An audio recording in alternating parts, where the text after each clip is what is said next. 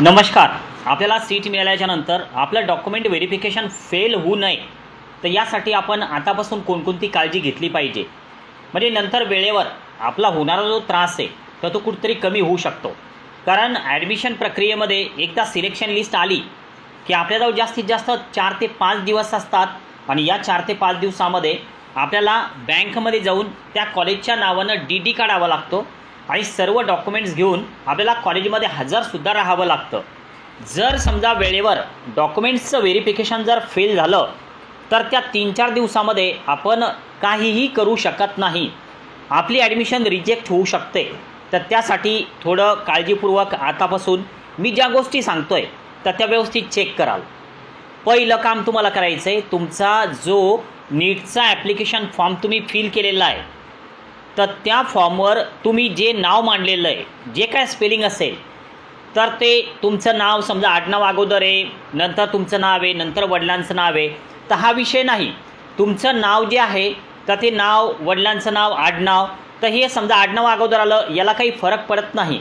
पण तुमच्या नावामध्ये तुम्ही कुठं स्पेलिंग मिस्टेक केलेली आहे का तर हे तुम्हाला चेक करायचं. फक्त तुमच्या नीटच्या ॲप्लिकेशन फॉर्मवरच नाही तर नीटचा ॲप्लिकेशन फॉर्मपासून बाकी इतर जे डॉक्युमेंट्स मी सांगतो या व्हिडिओमध्ये तर ते सविस्तर चेक करायचे. दुसरा विषय की तुमची जी डेट ऑफ बर्थ आहे तर ती सर्व डॉक्युमेंट्सवर सारखी आलेली आहे का, म्हणजे थोडं वर्ष अगोदर आहे, नंतर समजा डे आहे, नंतर मंथ आहे, तर तो विषय वेगळा. पण तुमची जन्मतारीख जी आहे तर ती सर्व ठिकाणी एकच आहे का तर हे तुम्हाला चेक करायचं. जर ती चेंज झालेली असेल तर तुम्हाला त्यामध्ये करेक्शन करावं लागणार. तुमचं आधार कार्ड जन्मतारीख काय दिलेली आहे, तुमच्या पासिंग सर्टिफिकेटवर म्हणजे बोर्ड सर्टिफिकेटवर काय जन्मतारीख आहे आणि तुम्ही तुमच्या नीटच्या ॲप्लिकेशन फॉर्ममध्ये कोणती जन्मतारीख टाकलेली आहे तर ह्या मॅच होत आहेत का एकमेकांसोबत तुम्ही चेक करा, म्हणजे डॉक्युमेंट व्हेरिफिकेशन फेल होणार नाही. आता यानंतर स्टेप बाय स्टेप सांगतोय की नेमकं तुम्हाला काय चेक करायचं. सर्वात अगोदर तर तुम्ही फाईल जी आहे तुमची डॉक्युमेंट्सची तर त्यामध्ये नीटचा ॲप्लिकेशन फॉर्म वर घ्यायला पाहिजे नंबर 1ला. नंतर तुमचं नीटचं ॲडमिट कार्ड जे आलेलं होतं हॉल तिकीट की जे एक तुम्ही जमा केलेलं आहे पण तुमच्याजवळ त्याची प्रिंट असायला पाहिजे तर ते नंबर 2ला तुम्ही ठेवा. 1 नंबरचा ॲप्लिकेशन फॉर्म, 2 नंबरला तुमचं नीटचं ॲडमिट कार्ड. ओके, तर हे दोन्ही आता तुम्ही नीटचे जमा केलेले डॉक्युमेंट्स आहेत तर हे तुम्ही एकाखाली एक मांडा. यानंतर तुमचं जे 10वीचं जे गुणपत्रक आहे तर ते तुम्ही सोबत ठेवाल त्याच्या खाली. नंतर 10वीचं पासिंग सर्टिफिकेट सोबत ठेवाल. तुम्ही जर समजा CBSEमध्ये 10वी केलेली असेल तर तुमचं पासिंग आणि मार्कशीट एकत्रित येते तर त्यामुळे तुमच्याकडे ते एकच असेल. पण तुम्ही स्टेट बोर्डमध्ये केलेली असेल तर ते वेगवेगळे असे तुमचे 4 डॉक्युमेंट्स आतापर्यंत तयार होतील. नीटचं ॲप्लिकेशन फॉर्म, ॲडमिट कार्ड, 10वीची मार्कशीट, 10वीचं पासिंग सर्टिफिकेट. ओके, 10वीपर्यंत आपण आलो. आता यानंतर जर तुम्ही 12वी झालेले असाल तर 12वीची मार्कशीट, 12वीचं प्रमाणपत्रसुद्धा तुम्हाला सोबत जोडायचं आहे त्याच्या खाली. आता यानंतर तुमचे तहसीलचे डॉक्युमेंट सुरू होतील तर यामध्ये अतिशय महत्त्वाचं एज, नॅशनॅलिटी, डोमासाईल सर्टिफिकेट तुम्ही त्यानंतर त्या ठिकाणी लावायचं आहे. क्रम लावा व्यवस्थित, म्हणजे तुम्हाला काही कन्फ्युजन होणार नाही. मी सांगतोय त्या पद्धतीनं.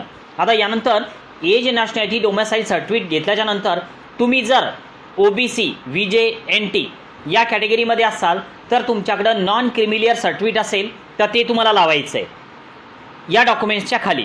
पण तुम्ही जर समजा EWSमध्ये असाल, ओपनमध्ये असाल, SC STमध्ये असाल तर तुम्हाला NCL म्हणजे नॉन क्रिमिलियर सर्टिफिकेट मिळत नाही तर त्यामुळे त्याचं काम नाही तुम्हाला. आता यानंतर जे समजा तुमचे कॅटेगरीचे डॉक्युमेंट्स आहेत तर ते याच्या खाली तुम्हाला लावायचे.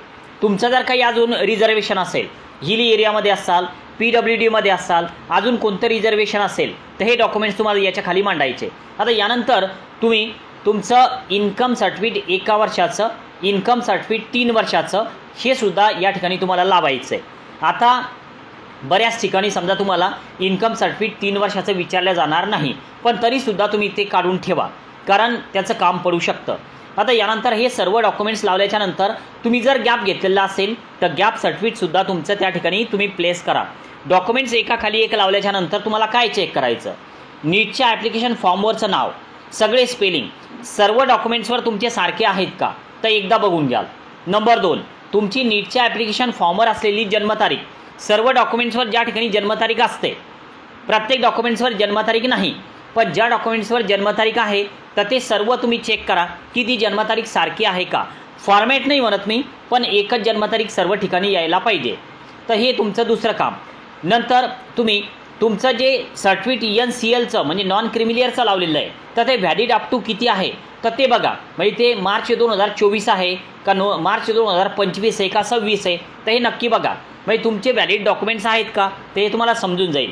तर हे सगळं तुमचा जो समजा गॅप सर्टिफिकेट आहे तर तो अगोदर जुना काढलेला असेल तर त्याला रिप्लेस करा, नवीन काढा. तुमचं जे मेडिकल फिटनेस वगैरे आहे तर ते सध्या आपल्याला काम नाही, कारण अजून नीटचा रिझल्ट आलेला नाही. तर हे सगळं जे स्पेलिंग जर मिस्टेक असेल कुठं ए कमी जास्त झालेला आहे, कुठं ई लागलेला आहे, जर काही असेल तर तुम्हाला त्याचं गॅझेट बनवावं लागतं का, तुम्हाला त्याचं शुद्धीपत्रक करावं लागतं का.